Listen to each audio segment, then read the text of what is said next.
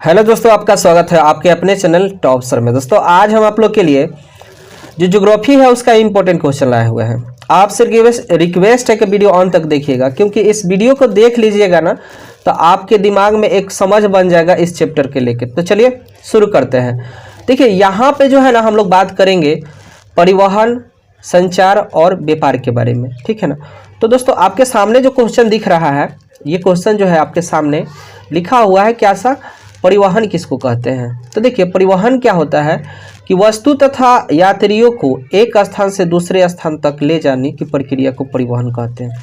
कहने का मतलब है दोस्तों कि कोई वस्तु है या कोई व्यक्ति है, उसको एक जगह से दूसरे जगह पर ले जाना है और इस प्रक्रिया को हम लोग परिवहन कहते हैं।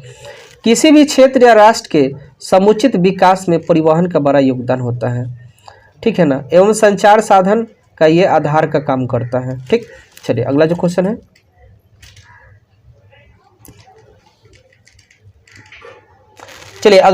है, संचार। दोस्तों जो आपके सामने स्क्रीन पे जो दिख रहा है संचार, तो संचार क्या होता है तो ये समझ लीजिएगा। किसी भी सूचना को एक स्थान से दूसरे स्थान तक भेजने की प्रक्रिया को, सूचना का मतलब समझते हैं, कोई भी न्यूज होता है, जैसे हम कुछ बोल ही रहे हैं किसी दूसरे तक, जैसे हम आपको पढ़ा रहे हैं तो ये सूचना हुआ आप तक, मेरा आवाज़ जो है आप तक जा रहा है, ये सूचना हुआ, यही जो है दोस्तों संचार कहलाता है, ठीक है ना। और अगला जो क्वेश्चन है व्यापार। देखिए आपके सामने जो है व्यापार, तो इस किसको कहते हैं तो देखिए एक व्यक्ति दूसरे व्यक्ति को सामानों के तबादला की प्रक्रिया को व्यापार कहते हैं। कहने का मतलब एक व्यक्ति जो है अपने सामान को बेचता है, खरीदता है, ये सब व्यापार कहलाता है। बेचना खरीदना व्यापार कहलाता है। ठीक, चलिए अगला जो क्वेश्चन है दोस्तों परिवहन के प्रकार, ठीक है ना। तो देखिए दो स्थानों के बीच आने जाने के लिए परिवहन साधन की आवश्यकता पड़ती है। मतलब दो स्थान है, उसके आने जाने के लिए परिवहन गाड़ी वाहन चाहिए ना, गाड़ी मार्ग सब चाहिए, आवश्यकता पड़ती है। तो भारत में परिवहन के लिए सड़क मार्ग होता है, रेल मार्ग होता है, जल मार्ग, वायु मार्ग एवं पाइपलाइन की सुविधाएं हैं। ठीक है, हम एक एक करके आगे हम इस पर जानेंगे लोग, ठीक है ना। चलिए देखिएगा, पहाड़ी क्षेत्रों में आने जाने के लिए कई जगह पर रज्जू मार्ग की विकास किया गया है। पहाड़ी मतलब ऊंचे ऊंचे जगह पर देखते होंगे कि वो टंगा के नहीं वो जाता है, वो रज्जू मार्ग उसको बोलते हैं, ठीक है ना। खासकर रज्जू मार्ग का विकास पर्यटन की दृष्टियों से किया जाता है। जो तीर्थ कर घूमने कहीं जाते हैं ना तो उनको आने जाने की दिक्कत होती है, तब वो लोग रज्जू मार्ग की उपयोग करते हैं। ठीक, थोड़ा सा तबीयत खराब है इसलिए दिक्कत है, कोई बात नहीं। देखिए सड़क मार्ग परिवहन का सबसे सामान्य, सुलभ और सुगम साधन है। इसका उपयोग हर व्यक्ति अपने जीवन काल में अवश्य करता है। भारत में लगभग 33 लाख किलोमीटर लंबी सड़क है। यह विश्व के सर्वाधिक सड़क जाल वाला देश के स्थान रखता है। ग्रैंड ट्रंक रोड जो है देश का सबसे पुराना सड़क है। इस सड़क को शमशेर सूरी द्वारा बनाया गया था। यह कोलकाता से अमृतसर तक को जोड़ता है, अमृतसर जो है ना उसको जोड़ता है। ठीक, चलिए आगे देखिएगा।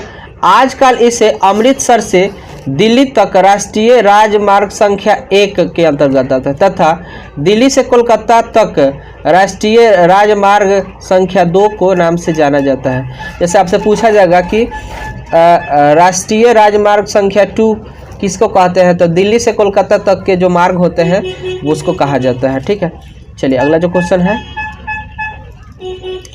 दोस्तों भारत में सड़क का विकास। भारत में सड़कों का विकास प्रारंभ जो है हड़प्पा एवं मोहनजोदड़ो सभ्यता से मिलती है। माना जाता है कि हड़प्पा जो था, मोहनजोदड़ो था, उसी समय भारत में सड़क की विकास हुई थी। स्वतंत्रता प्राप्ति के समय देश में लगभग 2.42 लाख किलोमीटर कच्ची एवं 1.46 लाख किलोमीटर लंबी पक्की जो है सड़क थी। ठीक, चलिए बताया जाता है दोस्तों कि देश में सड़कों की लंबाई लगभग 1950 से 1951 ईस्वी में लगभग 4 लाख किलोमीटर थी, और वही जो बढ़कर 2006 से 7 में बढ़कर 33 लाख किलोमीटर हो गई। पक्की सड़क जो है पक्की सड़क की लंबाई की दृष्टि से देश में पहला स्थान महाराष्ट्र का है। पक्की सड़कों में कम लंबाई वाला जो राज्य है लक्षद्वीप को माना जाता है, यानी सबसे कह सकते हैं कि सबसे छोटी राजमार्ग जो है किसकी है, तो लक्षद्वीप की है। ठीक, चलिए अगला जो बात है दोस्तों जो है सड़क का प्रकार। देखिए हमारे देश में सड़क 4 प्रकार के होते हैं। राष्ट्रीय राजमार्ग हो गया, राज्य जो है राजमार्ग हो गया, और जिला के सड़कें हो गए, और ग्रामीण के सड़कें हो गए। ये 4 प्रकार की जो है सड़कें होती है हमारे यहाँ, और एक एक करके हम लोग देख लेते हैं। दोस्तों राष्ट्रीय जो है राजमार्ग, इसके बारे में हम लोग देखते हैं। राष्ट्रीय राजमार्ग विभिन्न भागों प्रांतों को आपस में जोड़ने का काम करता है। ठीक है, यह देश का एक छोर से दूसरे छोर तक फैला हुआ है। देश का सबसे लंबा राष्ट्रीय राजमार्ग जो है, देश का सबसे राष्ट्रीय लंबा राजमार्ग जो है कितना है, 7 है। इसकी लंबाई 2369 किलोमीटर है। राष्ट्रीय राजमार्ग का निर्माण एवं देखभाल जो है केंद्र सरकार की होती है। देश में कुल 228 राष्ट्रीय राजमार्ग है। ठीक, अगला जो क्वेश्चन है दोस्तों, राजमार्ग।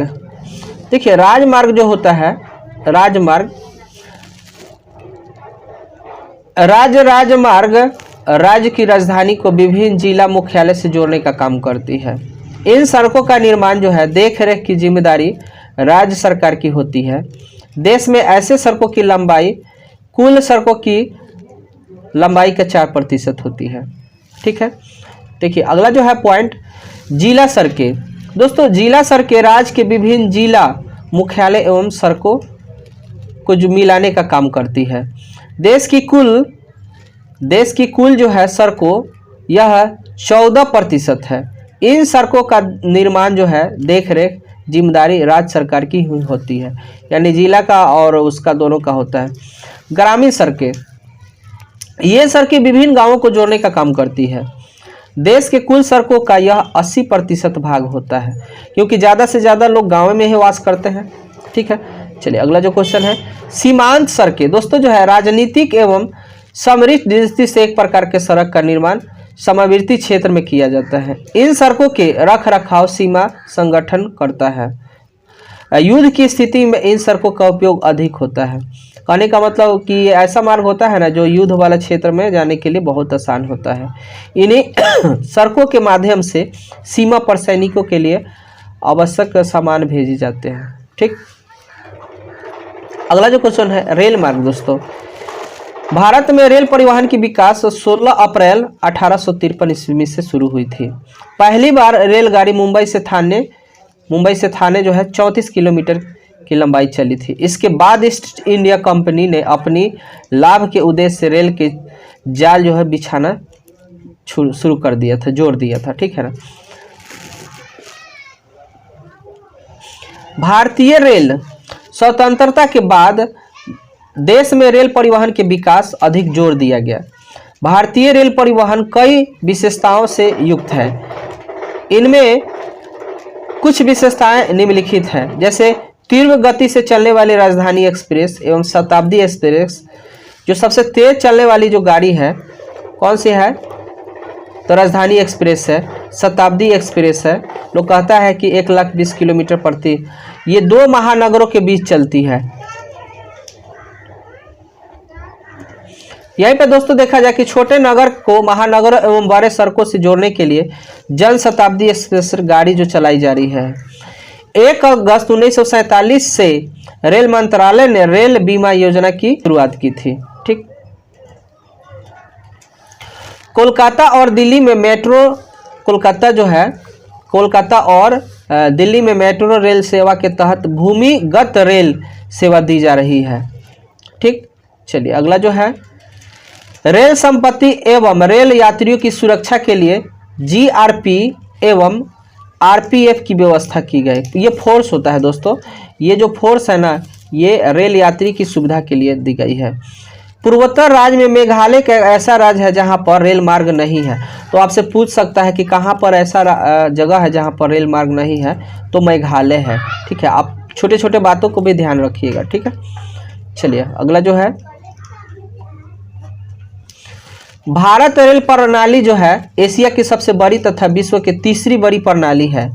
विश्व के सबसे अधिक विद्युतीकृत रेलगाड़ियाँ रूस के बाद भारत की में ही चलती है, ठीक है ना, यानी रूस के बाद जो है भारत का ये स्थान है।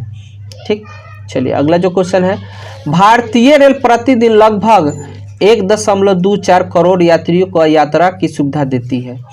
कह सकते हैं आपको इतना करोड़ जो है यात्री एक जगह से दूसरे जगह रेल की यात्रा करते हैं। चलिए अगला जो क्वेश्चन है दोस्तों, पाइपलाइन।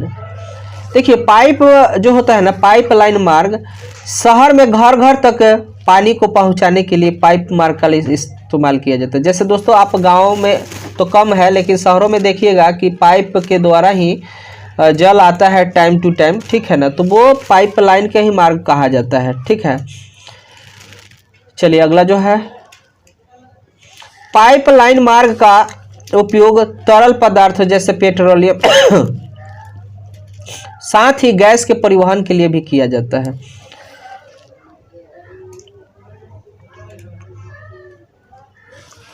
भारत में कच्चे तेलों का उत्पादन क्षेत्र से शोधनशाला तक तथा शोधनशाला से तेल उत्पादक तक बाजार तक पाइपलाइन के ही माध्यम से भेजा जाता है।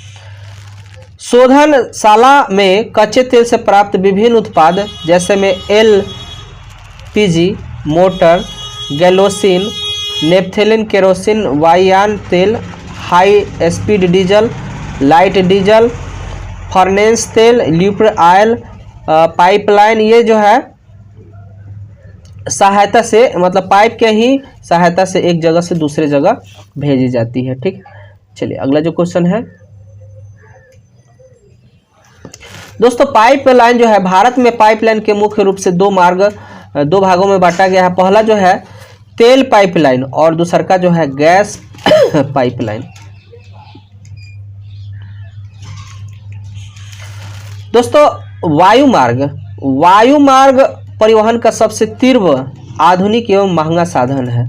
यह भारत में विभिन्न शहरों, मेगा शहर, औद्योगिक एवं वाणिज्यिक केंद्र का एक दूसरे से जोड़ने का काम करते हैं। कहने का मतलब है कि हवाई जहाज से यात्रा करना महंगा पड़ता है ना, लेकिन तेज़ी से पहुंचा देता है, और ये जो है महंगा संसाधन कहा गया है।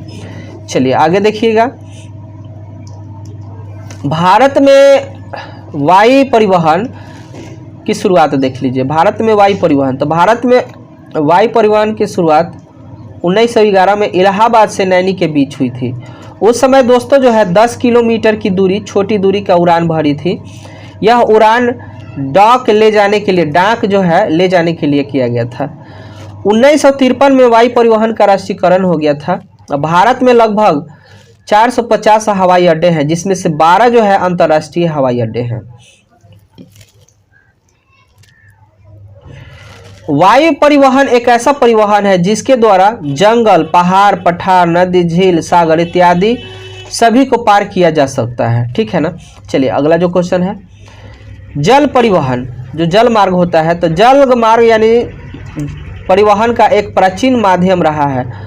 जल मार्ग परिवहन एक प्राचीन माध्यम रहा है।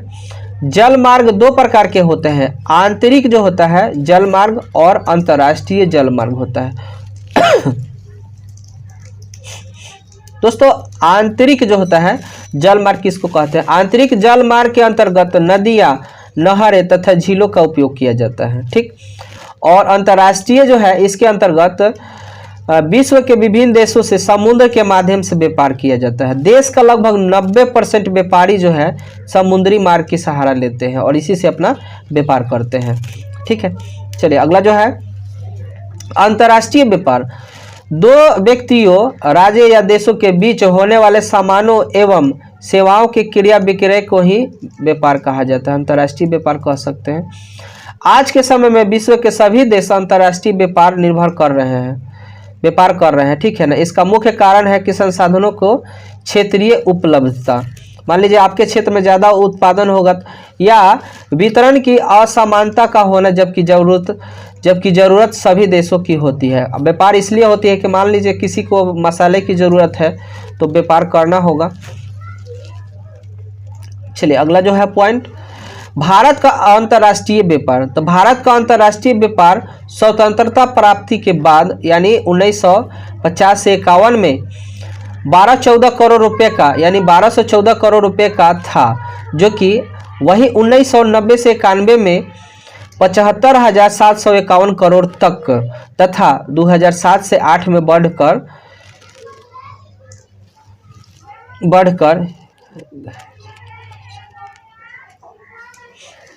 1 करोड़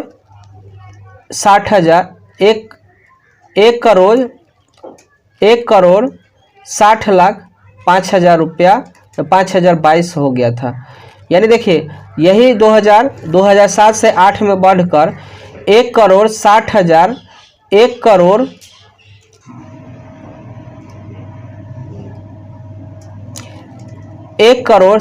लाख, देखिए 2007 से 8 में बढ़कर 1 करोड़ 60 लाख 5,022 करोड़ रुपया हो